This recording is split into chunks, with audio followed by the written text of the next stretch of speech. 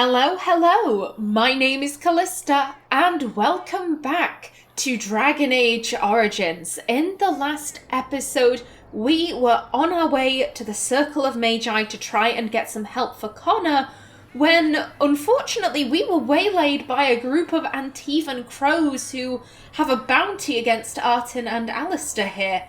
We did take them out, and we actually added one of them to our party, an elven man named Zevran, and with that out of the way, if we don't get stuck on rocks, we are good to go. Connor needs our help. I think it'd be best to just move on. Here's hoping the boy can fight off the demon for as long as we need. Okay, now then, Irving? Welcome back, friend. You'll be glad to learn that the Circle is well on its way to recovery. Forgive me, but I must take my leave. Can the Circle go to Redcliffe to save a possessed child? Will the Circle be ready to face the Blight? Is there anything else I can do for you? No, we need to get straight to business. Isolde said Connor wouldn't remain dormant for too long, and we've already been waylaid enough as it is, having to deal with those assassins. I don't think now is the right time to be, asking, what else can I do? Will the Circle be ready? No, this is a straight to business moment. Can the Circle go to Redcliffe to save a possessed child? The child is possessed, but killing the demon would mean killing the... Unless you intend to enter the Fade. Yes, it can be done with a group of mages. I shall gather what mages I can, and we shall leave promptly. A life is at stake. Thank you, Irving. Excellent.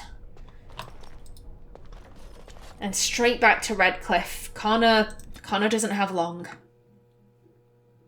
Again, I'm hoping that Castle Redcliffe has let us borrow some oh dear.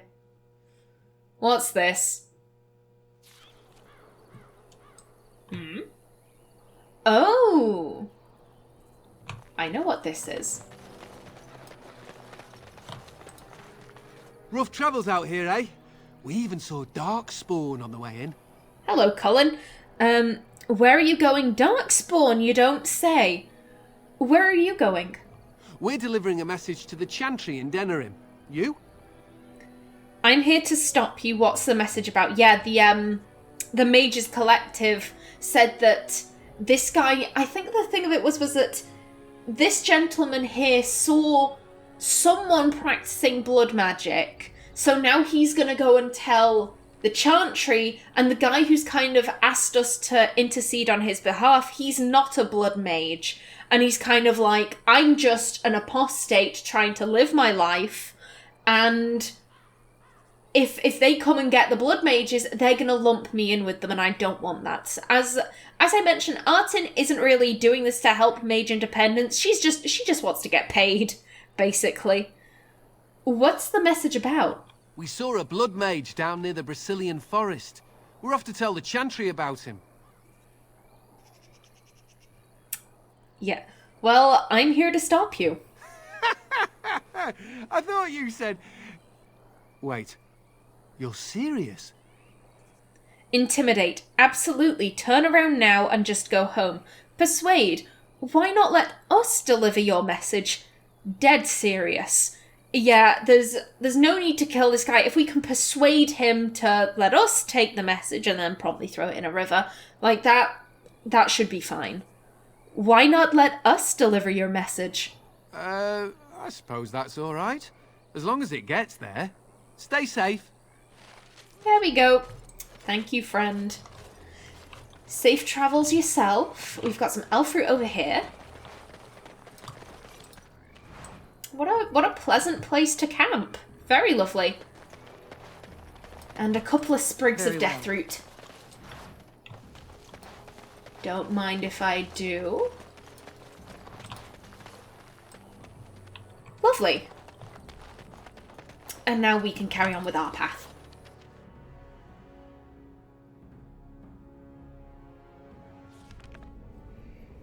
Okay. So we got waylaid by that traveller, but hopefully the mages didn't. Hopefully the mages have horses of their own. Or maybe they just sailed across the river straight to the docks.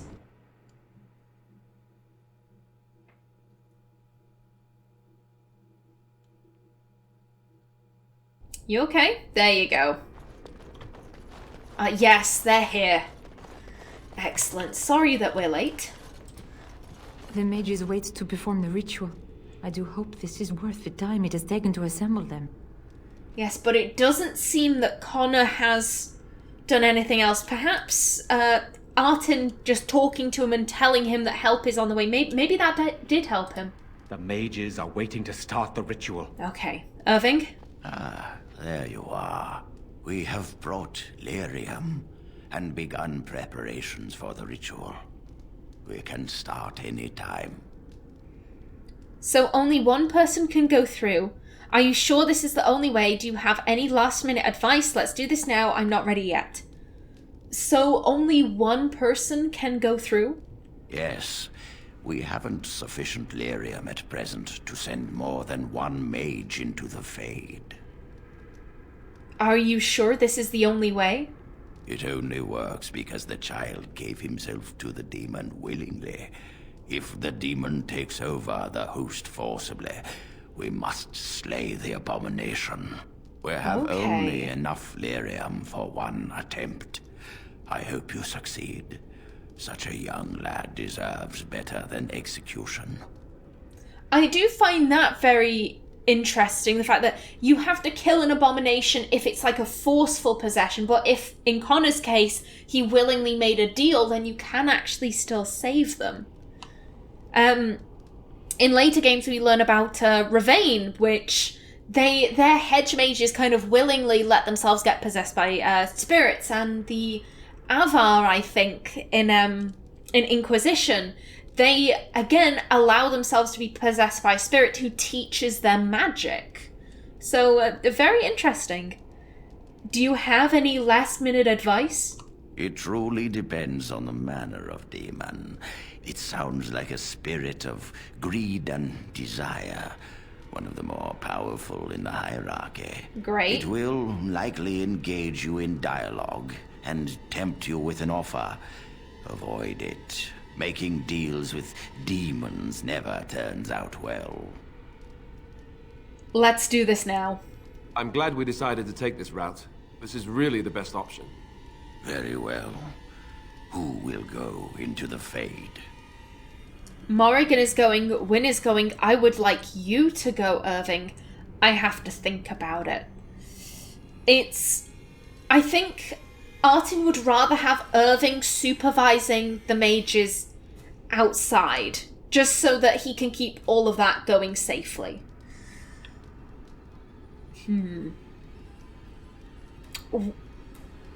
When we were in the Fade, Qwinn couldn't even tell that she was dreaming. So I think, whilst Artin has a lot of faith in Qwinn as a healer, I don't think Artin has much faith in terms of sending her into the... You know, like, she got sent into the Fade recently, and despite being a senior enchanter, couldn't tell that it was the Fade. So I think Artin would kind of be like, yeah, let's not send her, which does just leave us with Morrigan. Morrigan is going. Then let us begin forthwith. And Morrigan is more of an offensive mage. Here we are again. Back here so soon. Is that you, Connor? Oh. I'm coming! Oh, hey, Eamon.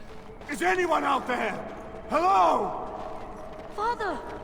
Where are you? Oh dear. Oh. I don't understand. It's so cold. But here is the actual Al Eamon. You there? Have you seen my son? I can hear him, but I cannot find him. This blasted fog has me turning in circles. Try to get through to the Al, leave the Al alone. Let's try and get through to him. This is the Fade. Your kind cannot navigate it any more than you could navigate a dream. I don't understand. Where is my Connor? I will find him for you, since I foolishly gave my word that I would. Leave me to it. No. No, you're trying to lead me astray. I do not believe you. Connor! Connor, where are you? Arleman really does seem to love his son. I'm not a big fan of Arleman, but he does genuinely seem to care for Connor. I think a lot more than Isolde does. Isolde, I think, is kind of... How do I put this? My son shouldn't have any restrictions placed upon him, and it's like, yeah, but children need restrictions. They need rules and regulations. Otherwise, well, not otherwise they end up possessed by demons, but you know what I mean. Having no rules can be very detrimental. Children need structure. And I think Arleman provides that structure. I think they both love their son, but it's just two very different parenting styles. Who are you? Are you the one that made Father ill? Tell me now. Be nice, ask where the demon is, attack or leave. I think Morrigan did say she gave her word to Artin. I think Artin probably would have asked her, maybe don't, like, try and not cause Connor too much distress. Shoo! Run along and play. Or whatever. No! You're here to hurt Father. I know it. I won't let you.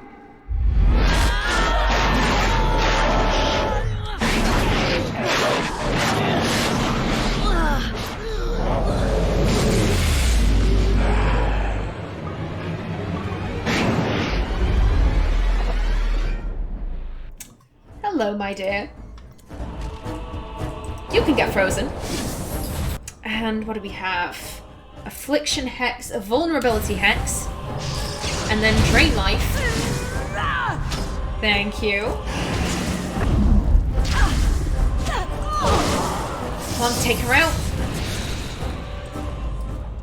There we go.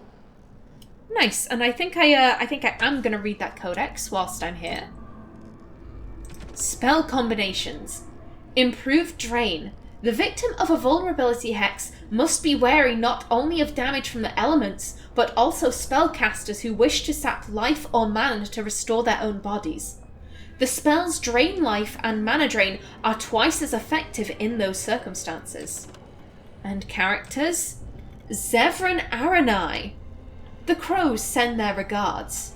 Between the Tevinter Imperium, Ravane, and the Free Marches sits the nation of Antiva. Although it possesses few resources of its own, Antiva's location makes it a centre for trade in the north, and the capital, Antiva City, is the wealthiest in the world. Antiva has virtually no army. The monarchy is too weak to support one. Most Antivans would be hard-pressed even to name the current king, as the true power lies in the hands of a dozen merchant princes, each with a personal army and each locked in a constant struggle for power against all the others. Anyone would think, then, that Antiva would be a ripe target for invasion by one of her neighbours, but even the Qunari leave Antiva alone for one very good reason: the House of Crows. The most efficient, most feared, and most expensive guild of assassins in the world calls Antiva their home, and their reputation alone defends the borders. Zevran was a crow contracted by Loghain to assassinate Alistair and Artin. One failed attempt later, however, he found himself at the mercy of his would-be victims. They showed him unexpected mercy, and in return he swore to aid the Wardens on their quest to end the Blight. There we go. Very interesting. Okay. So where to from here? Also, I was going to say, it's very interesting seeing Morrigan interact with Connor after seeing her interact with, I can't remember the kid's name. I genuinely can't remember. Her son, I can't. You're the one making Father sick. No, I'm not. I'll help him. You can't stop me. You're not helping him though, buddy. Get out of here! You have to get out! In a minute. Curse this blasted darkness! Why can I see? Hello again. Why do you keep hurting me? Why are you trying to stop me? Try to communicate or attack. Let's, again, try to communicate. Enough of these games. Give me what I want. Trespasser! I will drive you out! Ooh, and you brought friends this time. Okay. You can get frozen. And there we go. Your soul will be mine! And you are down. There we go. I'm still trying to remember what Morrigan's son is called. This is gonna aggravate me so much. It's not Nathan. I can hear the line immediately before she says his name. She's Kieran. There we go. Are you hurt, Kieran? There we go. Yeah, seeing Morrigan interact with Connor when we've seen how she interacts with Kieran, I think Morrigan grows a lot as a character over the course of the games. Father wanders, seeking me, trapped within my web. All is as it should be. Why must you interfere? Let's try and reason with him. Why do you speak through illusions? Come, let us converse. No. It is time for you to go now. Do not persist, or things will go very badly for you. I'm afraid I must persist, my dear. Oh, two of them. Take you out, and... Come on. Ooh, it. Let's move to the side. And now, his grasp. There we go. And come on, train. Nice. Good work there. Another mind blast, maybe. Oh, no.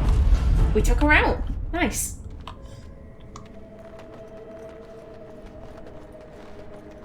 Now, where are you leading me? Oh. Finally in your actual form.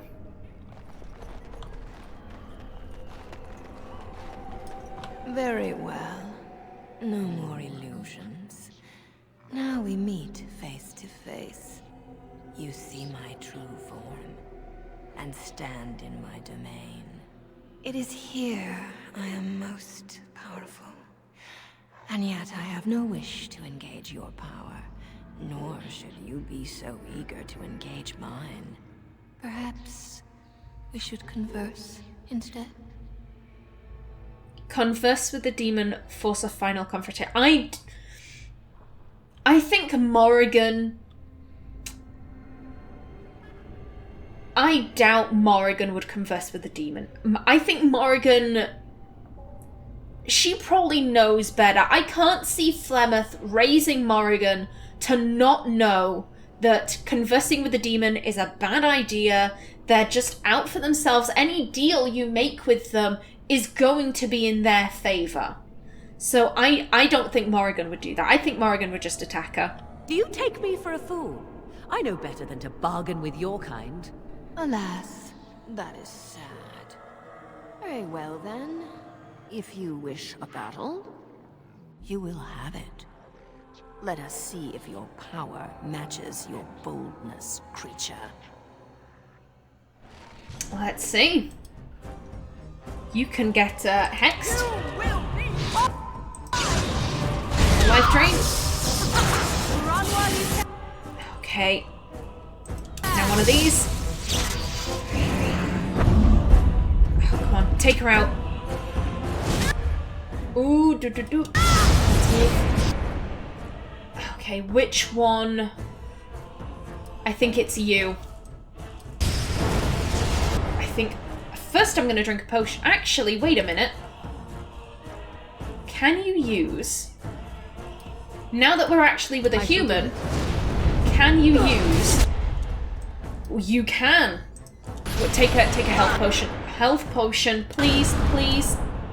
Please take the health potion. There we go. And I'm pretty sure you're the real one. Yep. And again, vulnerability hex. And drain life. Thank you. Oh dear. Come on, Morrigan.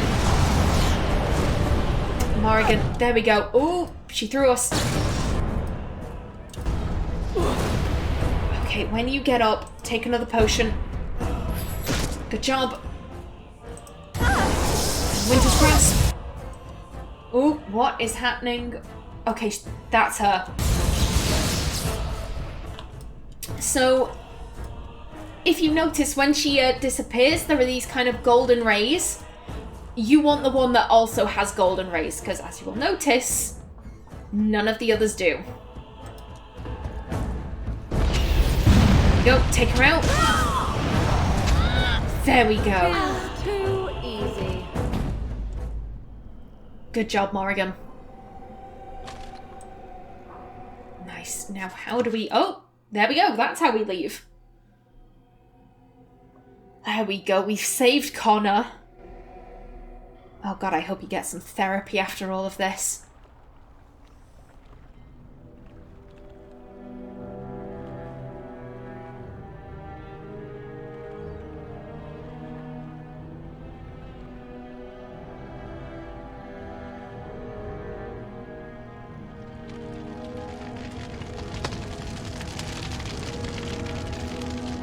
And now we deal with the dead.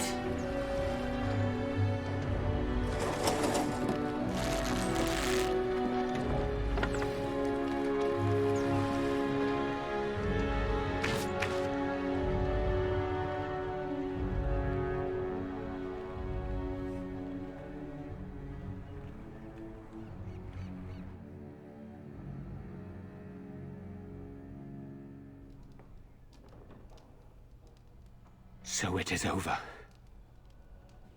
Connor is his old self. He does not seem to remember anything, which is a blessing. I suppose we will need to send him to the Circle of Magi's tower for training, once the war is over. It's so odd to think of the boy as a mage, of all things. Eamon has much to mourn and rebuild should he recover. But at least he could be thankful that both his son and wife are safe. I owe you my deepest thanks. I can scarcely believe Connor is the boy he once was. But our task is not done yet. Whatever the demon did to my brother, it seems to have spared his life, but he remains comatose. We cannot wake him. The urn of sacred ashes will save Eamon. I will seek out this urn. Is there some other way to heal him? What about magic? The urn is legend. It might never be found, and I suppose you want me to help search for it. Again, I think Artin would be skeptical. I think the urn is a physical thing, so I think she probably feels a lot more comfortable with people worshipping an urn than worshipping the maker. I think she understands it slightly better, but at the same time, I do think she understands that, one, who the hell knows where it is? Two, it might not even be a real thing. This could be just another thing in their chant. The urn is a legend. It might never be found. That is a possibility. But there is a reason it's still an option. I am not simply grasping at straws. My husband funded the research of a scholar in Deneran, a brother Genetivi. He has been studying the inscriptions on Andraste's birth rock. When Eamon fell ill, I sent the knights to speak to Genetivi. I hoped that he had finally discovered the location of the urn of sacred ashes itself. They were unable to locate Genetivi. In desperation, I sent more knights in search of the brother, or some clue of the urn's location. I will see if I can find this relic, and what do I get for seeking out this urn? Excuse me, I have the Darkspawn to contend with. What will you be doing in the meantime? Not number 2. What we get for seeking out this urn is Eamon not being comatose and providing his support. We do have Darkspawn to contend with. But we need Eamon to unify the nobles, to give us soldiers and things like that. Artin and Alistair just fighting the Darkspawn alone is completely pointless. Two people can't do that. While she is definitely thinking, excuse me, I've got a blight to deal with, I think she does also understand that she needs Eamon to kind of do PR for her. I will see if I can find this relic. No one else can.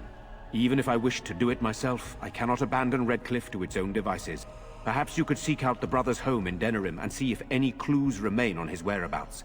It is the only place to begin the search, I think. I must go to the hall and begin rebuilding. I wish you luck, and may the Maker go with you. Okay, Tegan. Ooh. We have a level. Lovely. 2 Cunning, 1 Dexterity. And what do I want? Ooh, I could get Momentum. I do love me some Momentum. Could also get Riposte. Let's see. I could also get increased stealth. Let's go with Riposte for now. Okay, is there anything? We do have a book over there. Of course. The First Blight, Chapter 2. We have read Chapter 1. People today have little concept of the consequences of the second sin. Oh, believe me when I say that when asked, pious, chantry-going folk will curse the use of foul magic, spitting and snapping their fingers. But none live today who actually remember the horror that was unleashed so very long ago. Whatever records might have existed, regrettably did not survive the chaos and ignorance that was to follow. We have only the tales of survivors handed down through the murky ages and the dogma of the Chantry to instruct us, and that is precious little indeed. I believe I am not understating when I say that the second sin unleashed the bane of all life upon Thedas. The Darkspawn are more virulent than the worst plague, a heartless force of nature that came into our world like an ill wind. We know from accounts of later blights, as these Darkspawn invasions came to be called, never has a more appropriate name existed, that the Darkspawn spread disease and famine wherever they tread. The earth itself is corrupted by their presence, the sky roiling with angry black clouds. I do not exaggerate, my friends, when I say that a mass gathering of Darkspawn is an omen of dread cataclysm. It is said that those cursed magisters who became the first Darkspawn scratched at the very earth to find solace in the darkness of the dwarven deep roads, and there in the shadows they multiplied. Whether by intelligent design or by some last vestige of worship in their minds, they attempted to locate the old gods they had once served. They found what they sought. Dumat, first among the old gods, once known as the Dragon of Silence before the Maker imprisoned him and all his brethren beneath the earth for the first sin, usurping the Maker's place in mankind's heart. The slumbering dragon awoke, freed from the Maker's prison by his twisted followers, and became corrupted himself. Dumat was transformed into the first archdemon, his great and terrible power given will by a rotting, unholy mind. With the Darkspawn horde following, Dumat rose and took wing in the skies once again, bringing ruin to the world the Maker had created. The old god had become the eye of a dark storm that would ravage the entire world. From Tales of the Destruction of Thedas by Brother Genetivi, Chantry Scholar. Okay. I do like the fact that they've got one of Genetivi's books by, their bed. It does show that they had an interest in him. History of Ferelden, Chapter 1. Ferelden, as we think of it now, did not exist before the Exalted Age. Instead, the valley was divided up into dozens of old Alamari clans. They warred constantly with one another over land, honour, and the allegiance of the freeholders, and on one notable occasion, the name given to a favourite Mabari. And then, in the 33rd year of the Exalted Age, Calenhad Therin became Tern of Denerim, and everything changed. Most of what we know about the founding of our nation comes from old songs that the bards passed down through the ages. The songs are filled with wild exaggerations and outright lies, but this hardly differs from the scholarly pages of some of my contemporaries. There is no argument among poets or scholars on how he did it, but Calenhad gained the support of the Circle of Magi, and they crafted for him a suit of silvery white armour that, by all accounts, repelled both arrow and blade. Calenhad led his army across the valley and captured Redcliffe, one of only 3 men who ever successfully laid siege to that fortress, and presented himself to the bands of the Landsmeet as their king. The poets tell us that every lord knelt before Calenhad without question. The fact that he attended the Landsmeet, surrounded by ash warriors and loyal mages of the Circle, is generally omitted from the ballads, however. From Calenhad came the line of Therin kings and queens who reigned uninterrupted until the 44th year of the Blessed Age, when the Orlesian invasion came. The rightful king was forced to flee Denerim, and for 70 years a puppet sat upon the throne. From Ferelden Folklore and History by Sister Patrine, Chantry Scholar. You also have Magic and History. Lyrium. More than half the wealth of Orzammar comes from a single, extremely rare substance, lyrium. The Chantry believes it to be the waters of the Fade, mentioned in the Canticle of Threnodies, the very stuff of creation itself, from whence the Maker fashioned the world. Only a handful of mining caste families hazard extracting the ore, finding veins in the stone quite literally by ear, for in its raw form, lyrium sings, and the discerning can hear the sound even through solid rock. Even though dwarves have a natural resistance, raw lyrium is dangerous for all but the most experienced of the mining caste to handle. Even for dwarves, exposure to the unprocessed mineral can cause deafness or memory loss. For humans and elves, direct contact with lyrium ore produces nausea, blistering of the skin, and dementia. Mages cannot even approach unprocessed lyrium. Doing so is invariably fatal. Excuse me, remember to cut that out. Despite its dangers, lyrium is the single most valuable mineral currently known. In the Tevinter Imperium, it has been known to command a higher price than diamond. The dwarves sell very little of the processed mineral to the surface, giving the greater portion of what they mine to their own smiths, who use it in the forging of all truly superior dwarven weapons and armour. What processed lyrium is sold on the surface goes only to the Chantry, who strictly control the supply. From the Chantry, it is dispensed both to the Templars who make use of it in tracking and fighting Maleficarum, and to the Circle. In the hands of the Circle, lyrium reaches its fullest potential. Their Fulmari craftsmen transform it into an array of useful items, from the practical, such as magically hardened stone for construction, to the legendary silver armour of King Calenhad. When mixed into a liquid and ingested, lyrium allows mages to enter the Fade fully aware. Unlike all others who reach it only while dreaming, such potions can also be used to aid in the casting of especially taxing spells, for a short time granting a mage far greater power than he normally wields. Lyrium has its costs, however. Prolonged use becomes addictive, the cravings unbearable. Over time, Templars grow disoriented, incapable of distinguishing memory from present or dream from waking. They frequently become paranoid, as their worst memories and nightmares haunt their waking hours. Mages have additionally been known to suffer physical mutation. The Magister Lords of the Tevinter Imperium were widely reputed to have been so affected by their years of lyrium use that they could not be recognised by their own kin, nor even as creatures that had once been human. From In Pursuit of Knowledge, The Travels of a Chantry Scholar by Brother Genitivi. And characters. Connor Qwinn. I feel like I'm sleeping, but I guess I'm not. While most of the bands and Arls of Ferelden cart their children with them to the Landsmeet in the interest of eventually marrying them off, Connor has spent his entire life at Redcliffe. And it's hardly surprising. The child possessed the gift of magic. By law, he should have been taken to the Circle of Magi at first sign, abdicating his claim to Redcliffe. Instead, the boy was kept out of public view and his magic hushed up, with disastrous results. All mages are beacons that attract the attention of Fade spirits. Because of this, they are trained and tested by the Circle to ensure that they can withstand attacks from malevolent Fade creatures that seek entry into the waking world. Untrained, Connor drew the attention of a powerful demon that tore the veil asunder. With aid from the Circle, he was freed from the demon's power. Connor will be sent to the Circle Tower, where he will no longer pose a danger to the innocent.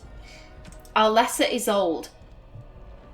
For the one who delivers the sacred ashes of Our Lady will have the esteem of Redcliffe and all the riches it is in my power to grant. The Arling of Redcliffe was a source of constant trouble for Emperor Revile during the occupation. It was rumoured that since each new report sent the Emperor into a fit of violent rage, his court had taken to poisoning messengers before they could deliver their accounts. Isolde's family was the 10th to be given the difficult task of governing Redcliffe. And since most of their previous Arls had been either murdered by their bands or beheaded by the Emperor, they did not approach the job with a great deal of enthusiasm. Isolde met Eamon, not realising he was the rightful heir to her father's domain, and quickly became smitten with him for being part of the resistance. Never mind that it was her family he was resisting. Perhaps a bit too romantic for her own good, she insisted upon staying behind with Eamon when the rest of her family was driven out. When her only son began to show signs of possessing magic, Isolde tried to cover it up, knowing that he would be taken from her by the Circle if found out. She hired an apostate mage to tutor him in secret, little knowing that her tutor was being paid to poison her husband. Eamon fell ill, and Connor, desperate, tried to use magic to save his father. Magic that attracted the attention of a demon. The Circle of Magi were finally called in, almost too late, and Connor was freed from the demon's power, though the damage to Redcliffe was severe. Okay, that is all the Codex entries done. In the next episode, I think we're gonna go maybe have another chat with Connor, and then just probably do some like little side quest things before jumping into another main mission. But until then, please remember to like if you enjoyed, leave a comment below, and if you wanted to subscribe, it would be very much appreciated. I've been Callista. Thanks for watching, and see you in the next episode.